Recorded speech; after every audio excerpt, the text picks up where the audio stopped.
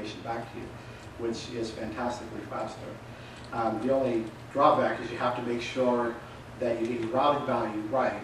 If you're doing routing and you find out that you're not getting the documents back that you think you should, it's probably because your document is actually on a different shard than what you ended up specifying. And even though it's in the engine, it can't find it because of how you did your routing. So this is a little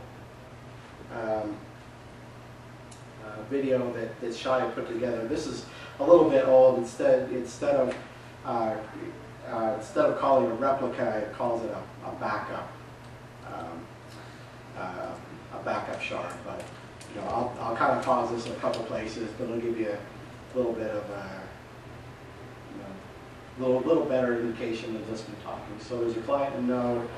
It's a simple put. So in this case, it's going to create an index with 2 shards, and the P is for primary, so it calls it master primary. So no, we didn't give it any kind of scheming. We didn't say anything. We just said, look, here's a document. I want you to put it in here. So what happens if we add another node? Well, since we specified a replica, this is where you get the primaries on one node and you get the replicas on another. So we go ahead and add another node. So one of those shards from the replica gets moved over, and then if we add a 4th node, so we've got each primary shard is on one node, and then node being a separate machine or a separate instance of Elasticsearch, and the replicas being on 2 other nodes. Now, if we do a query here, well, this is a put first. So we do a put. We put a document. It's going to go. So these are numbered 1 and it's 1P and 1B on the left. So that's one shard and its replica. And this is another shard and its replica, number 2.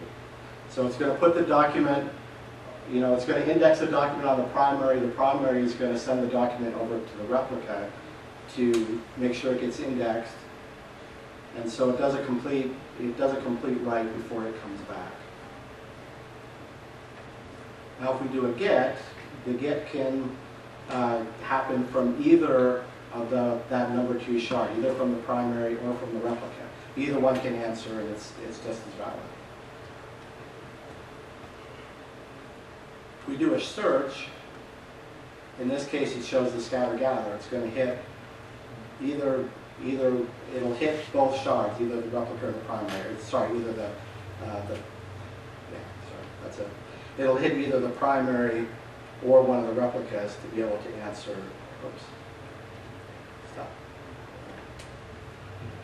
To be able to answer that query. So that's pretty straightforward. Are you going to cover more on shards? And I noticed you have to define them up front. What if your data gets bigger? So shards have to be specified up front. Replicas can be specified on the fly. And so that's one of the challenges you run into is how many shards do I specify? If you do run into a situation where you didn't specify enough shards up front, generally what you end up doing is if you do it on this, you can either create a new cluster that has the settings that you want and copy the data from one cluster to the other, or you can specify a new index with the settings that you want and do it on the same cluster, but you end up having to copy the data from one into the other. And if you've got a lot of data, that's a bit of a drawback, but that's one of the things that you have to sort of deal with here. Can you rename an index once it's let's say you have search, and then you decide to create search 1 with the new number of partitions that you want? Can you then rename search 1 to search? You can in a way. Elasticsearch supports aliases for indexes. And so the neat thing is that you could put multiple indexes under the same alias. So I was talking about the searching for logs.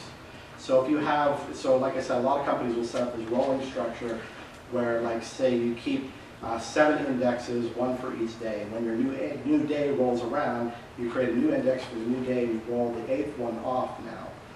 But what you do is you put all of those indexes into one alias, and so your application doesn't have to change, it doesn't have to worry about it. Elasticsearch rolls that underneath for you, and it does the right thing, so it's very cool. So that's the way we would end up doing that. So there's always fun things like that you can do. So some of the more database or data-oriented things about it is that Elasticsearch is always read consistent, right? So if you're familiar with other NoSQL databases, React, MongoDB, other ones like that, it tends to be, you can have latency in how the data gets updated across replicas, right? And so it's possible to query a replica that's out of date and get data that's out of date. It's the nature of having distributed data. Once you distribute your data, something's going to get out of date, right?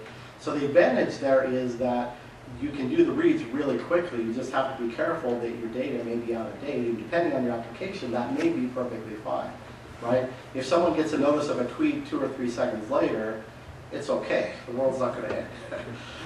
Being a notification of nuclear fallout, that could be something a little bit different, perhaps. But so the way Elasticsearch is designed, all gets are always consistent, and it has a real-time get ability as well. So you can post and immediately do a real-time get and actually get the most up-to-date version of that information back, which is very cool. So I noticed that you're differentiating, is bullet 1 and 2 differentiating in that you can get the document back right after you put it in, but it might not come back in the search results if you search for a keyword after maybe up to a second. Exactly, you're right. Okay. That's an important distinction. So gets and searches are different, right?